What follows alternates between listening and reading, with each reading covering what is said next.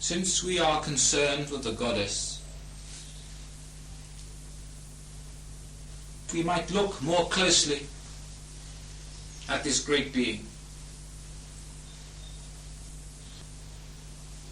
That many of you have misconceptions about this being, of her purpose and her role.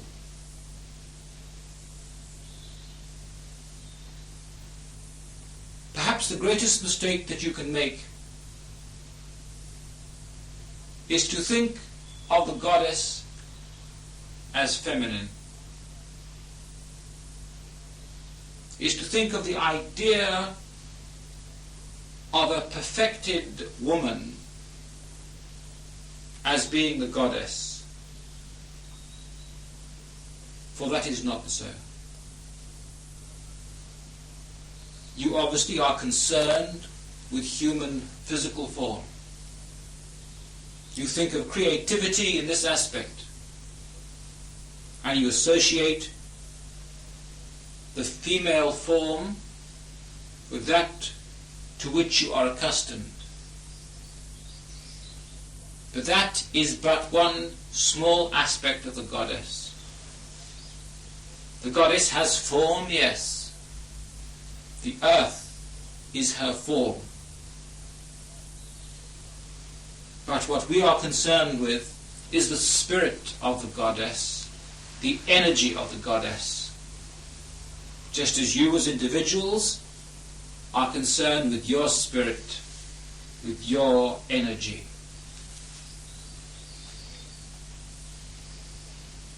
For many centuries,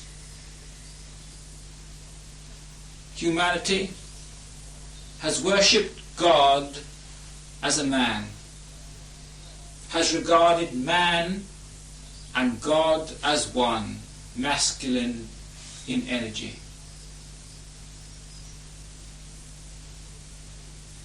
There is indeed a God,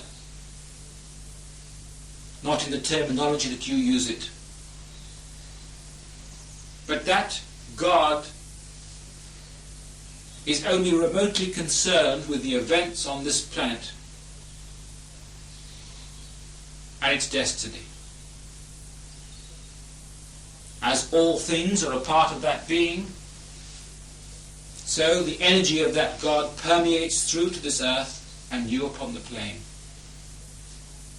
But truly your God is a goddess.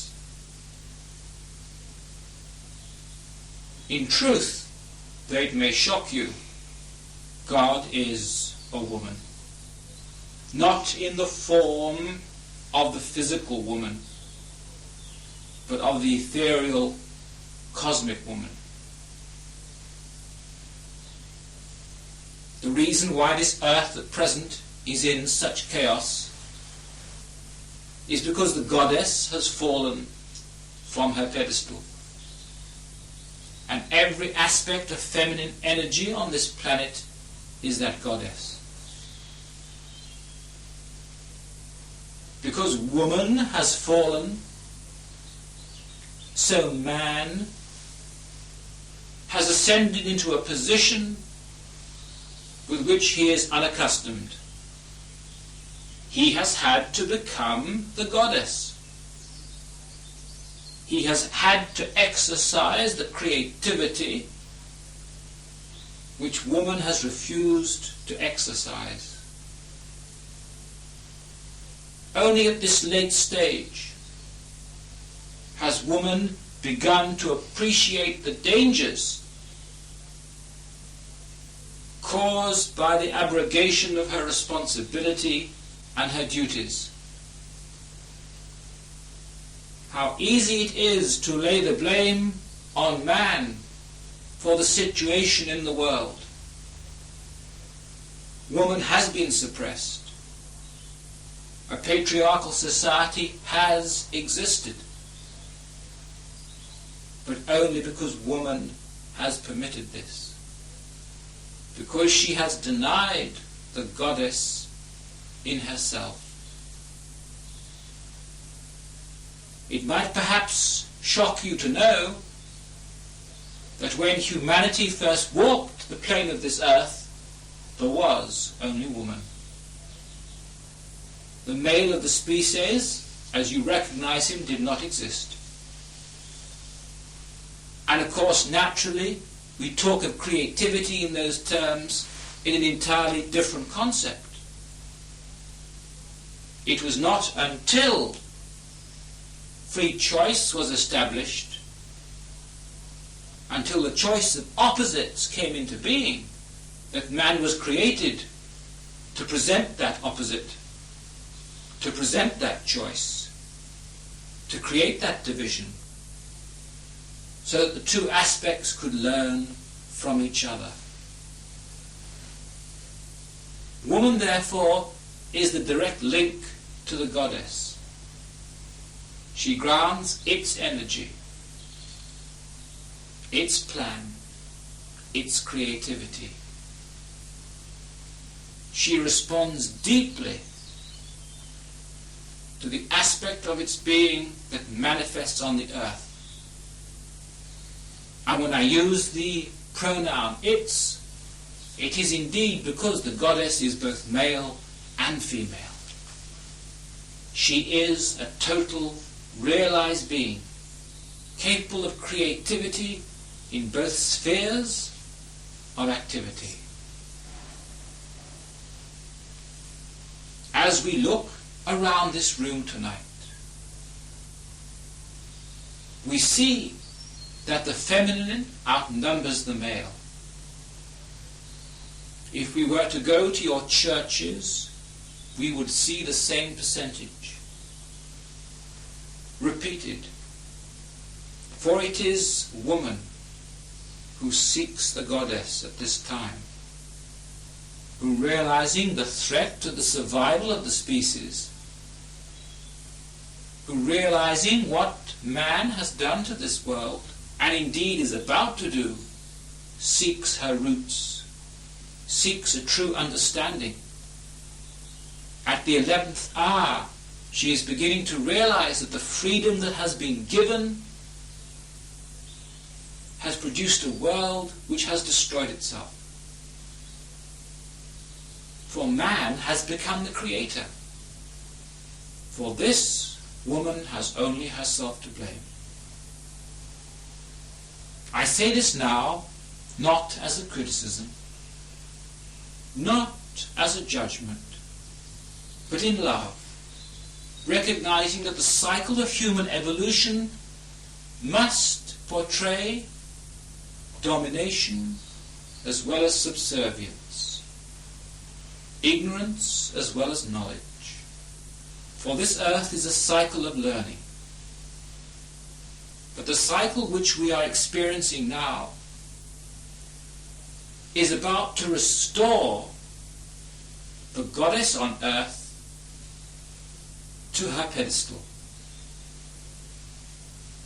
For when the creations of man are destroyed by the goddess, as they will be, when the balance of creativity returns to this earth, so once more you will see, grounded on this earth, the purity of the goddess. Woman will once more restore herself to the pedestal, where she will be recognized on earth as the superior being. Superior only in that she is an imitation of the goddess, which is the lesson of life on this plane of earth. To be superior has great responsibility. To deny that responsibility creates chaos. And that is what you have in the world today. As you consider the beauty of nature around you, the creations of the goddess, so you see that where humanity does not intervene, there is perfect balance.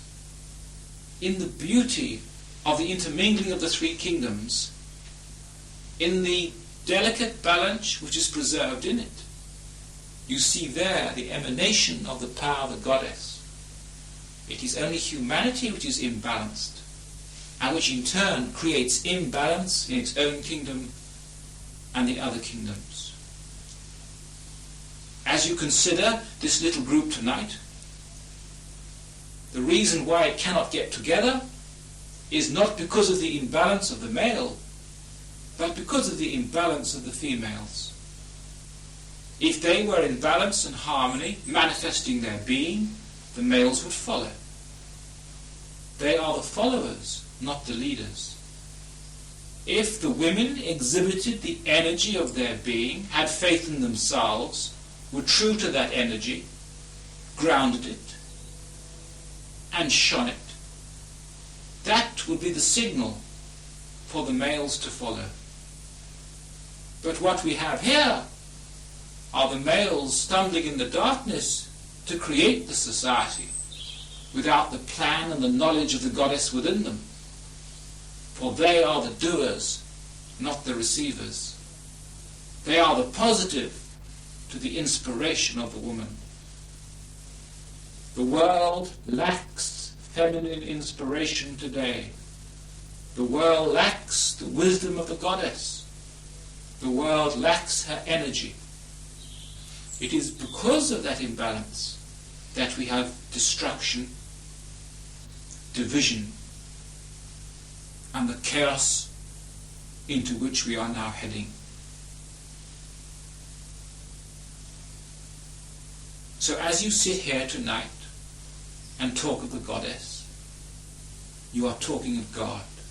You are talking truly of your God.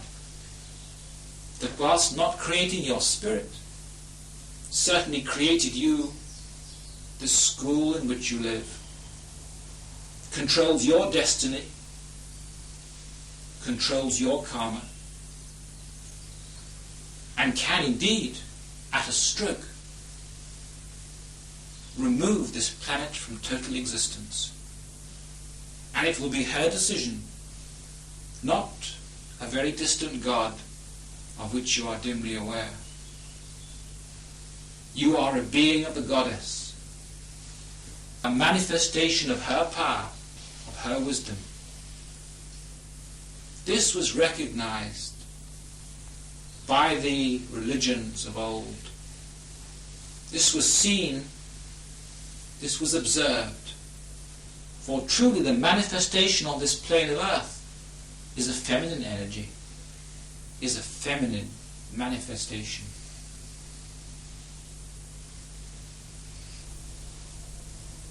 What we are approaching, therefore, is a moment of destiny, a moment of feminine destiny. It is a time, above all else, for the female of the species to stand forward and to be counted, to be true to herself, to be true to the inspiration which floods within her. For she is linked to that goddess. She is linked to that primeval energy. She manifests the destiny on the earth. Man may see it, man may follow it, but she is the seer.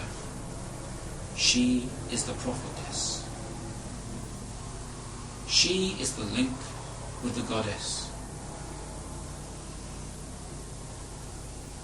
I therefore ask you at this time, in humility, to recognize that responsibility, to see what you have done, to see where you have failed, but equally so to see where you can go, where you can succeed, how you can transform this planet into a planet of beauty, of love, of creativity, of wisdom. A true emblem of the goddess. As each life we incarnate in different bodies, and some lives were women, some lives were men, and essentially the essence of each of us is either male or female, then it's all our faults. Because if I've spent my last 10 lives as a man and I'm back as a woman in this life, then I've inherited what the women haven't done in the last 10 lives, right? And I'm a woman in this life. My basic essential essence is male. Then is it more difficult for someone like me to tune into that goddess energy, being a woman in this life?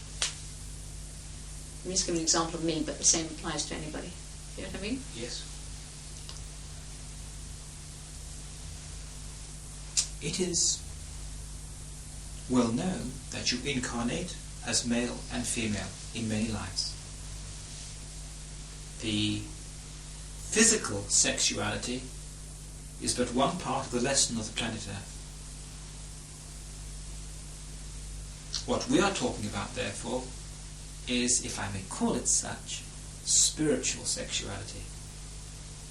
And by this I mean the essence of spirit, which at this stage in its evolution is indeed either male or female, whether it incarnates in physical body or not.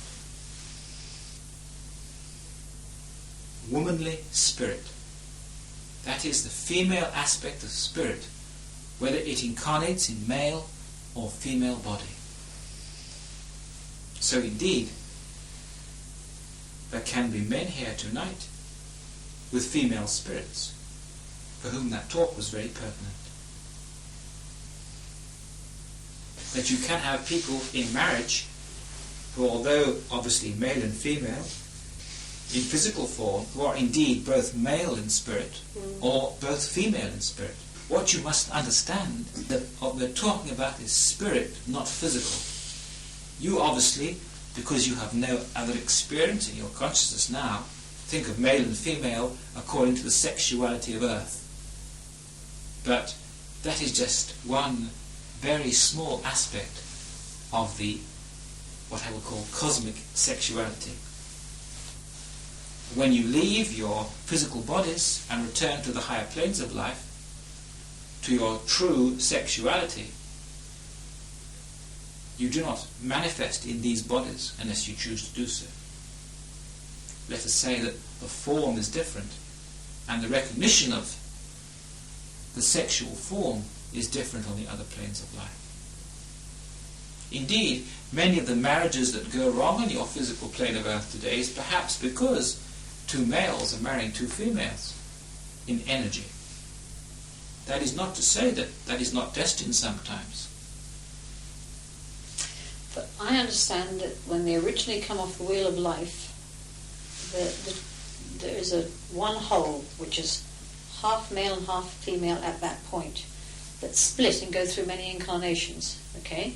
Now, in those many incarnations, the male half can be married to other male halves, and the female half can be married to other female halves. But essentially, they still hold their own essence, which is either male or female. And on the higher planes of life, yes. Yes, and then they come back together at the end into one body, where the male and female can both be in one body, and then you have a completely balanced person. Yes. Who's a realized master. Or can be, or should be, by the time they get back together again. I Is think that right? we have to recognize that the union of these souls does not necessarily take place on the physical plane of life. It can, often does, take place on a higher plane. So that a master that returns to this earth, and there are very, very few, as a total being, that is, male and feminine energy as you understand it, united, will in all probability have achieved this on another level of life altogether. Though he will, or she will, or it will, manifest on the earth in whatever sexuality it chooses.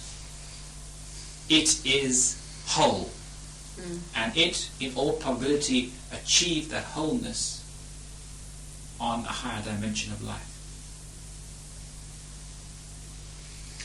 But can it then choose, if it wishes, even though it's totally whole, to marry or not to marry? It wouldn't probably need it. It wouldn't be necessary. For such beings, marriage will be a hindrance. It does not need that lesson, that experience, that understanding. It is self-creative, as is the goddess.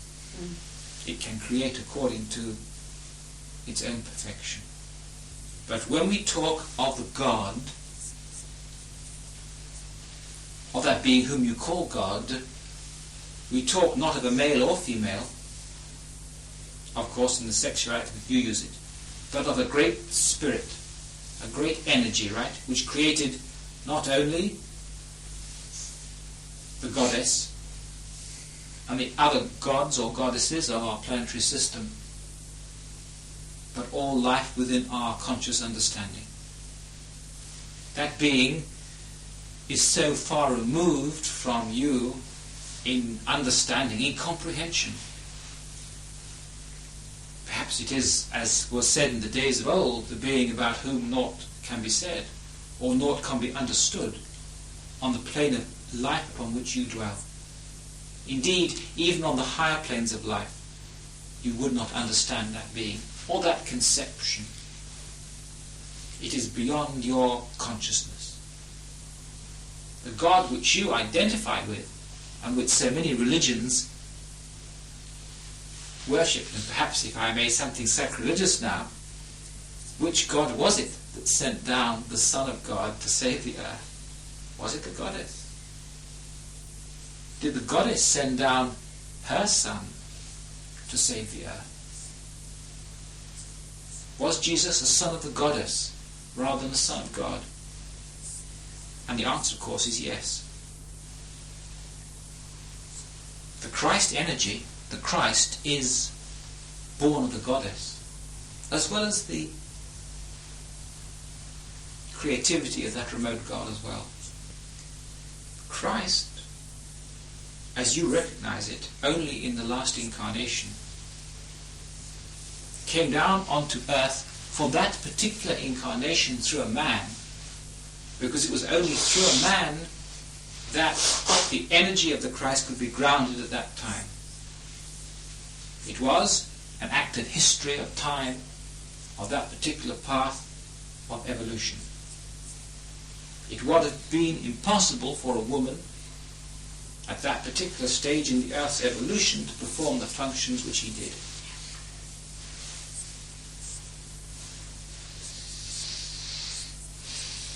The Christ energy has come down in many forms, at many intervals of time, and in more cases than one has grounded upon what you call a female of the species.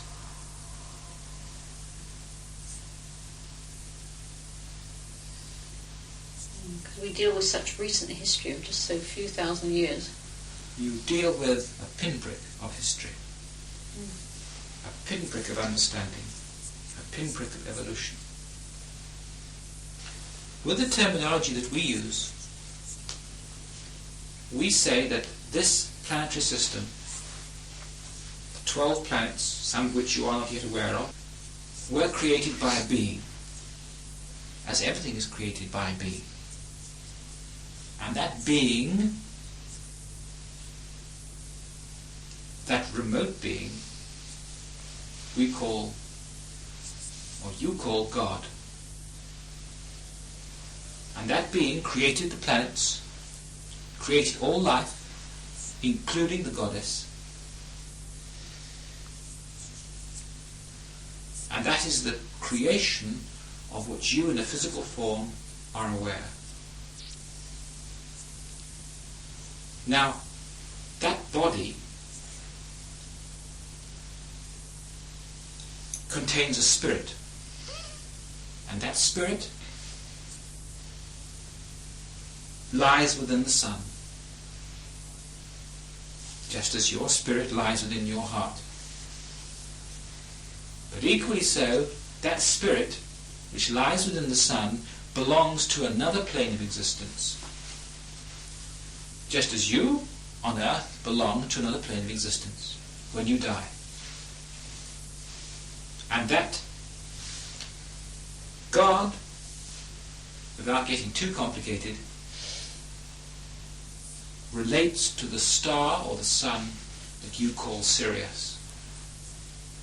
So you might say that your God came from Sirius to create its own body, just as your spirit creates its body on the plane of earth.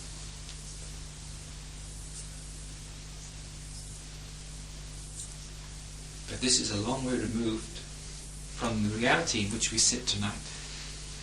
And whilst interesting for a nice intellectual conversation, and perhaps to help in understanding of the nature of creativity and the chain of evolution,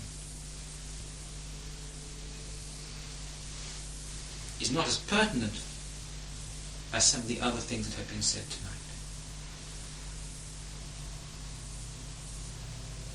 I think perhaps, if I may sum up all that has been said tonight, it is to recognize that sexuality is not as closely defined as you would like it or believe it. That man is not woman, that woman is not man. What is wrong, though, and cannot be denied, is that there is no balance on the earth today between male and female. That sexuality is wrong. That sexuality is wrong not only because literally millions of people are renouncing their sexuality, but because the sexuality which is responsible for grounding a cosmic aspect is not doing it. We have this gross imbalance. We have this sexuality where man, with a small m, is so much in control, where the will, without the wisdom, is controlling this plane of earth. But what we see upon the plane of earth today is man's creativity, is man's idea of the goddess. What we have is an illusion created by humanity which is destroying itself. The goddess does not have to intervene in the sense that we talk of self-destruction tonight. Man will do it. What we are concerned about, though, or what the goddess is concerned about, is the preservation of her being, the preservation of her planet, the preservation of her species and her creativity. This will be.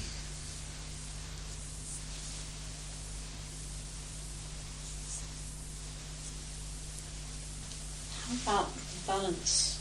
The male-female balance in each one of us, because in the men there is the female aspect, and if that was more developed,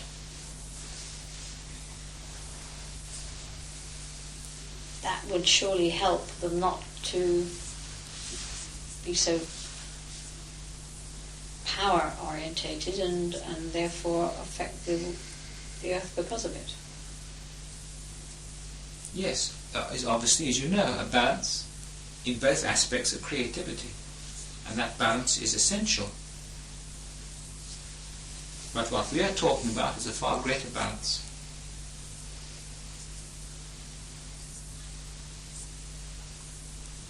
There's a lot of women who are all trying very hard to redress that balance, but it's very difficult when it's been for thousands of years what has been considered normal. Whenever you do something that's considered abnormal, you're immediately told that you're not feminine, or you're this or that, or you upset the status quo, and nobody likes it. It's quite an uphill battle. Let us consider that. It is undoubtedly an uphill battle. Any evolutionary change involves conflict.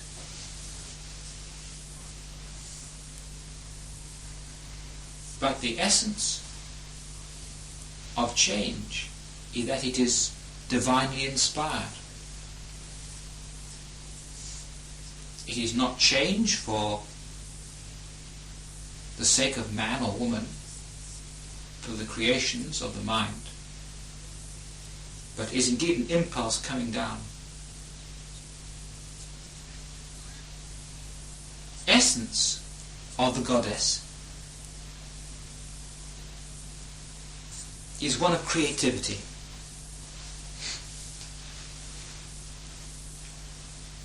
Is one of wholeness and completion, of beauty.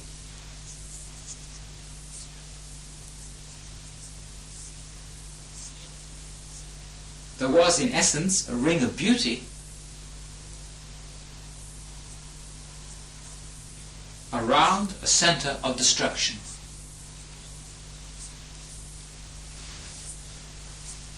There was an energy of truth, of creativity, around the force that would destroy it. For what is the purpose of creativity? What is the purpose of birth? What is the purpose of life? Of woman sacrificing her being to give birth, to raise, to educate, to nurture.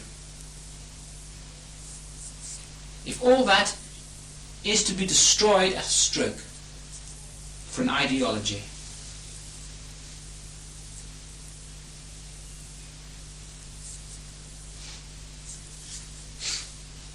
the only way for a woman to succeed is to be a mirror, is to hold the purity of herself in thought, word and deed up for man to see. And if woman behaves like man, then all man sees is man. What he needs to see is an aspect of life which he does not normally witness in the world today, and indeed which he does not witness in himself. Obviously, in essence of spirit, the sexuality of which we talk is far removed from human sexuality. The energy of what I will call positive or negative as opposed to male and female. The spark of cosmic creation which grounds the impulse of the spirit is far removed from whether you are man or woman in physical sexuality. Now, in that you incarnate into a body, you are learning the lessons of that body. The impulse of a negative cosmic vibration in a female body is obviously more powerful and has more effect than a positive cosmic vibration in a female body. That is correct. But the essence of which we talk about now is that the women in this room, no matter what the cosmic impulse is, are learning and grounding the aspect of the goddess above all else. It is an aspect which they have come to learn. Therefore, let there be no confusion with the cosmic with the physical. If the female essences,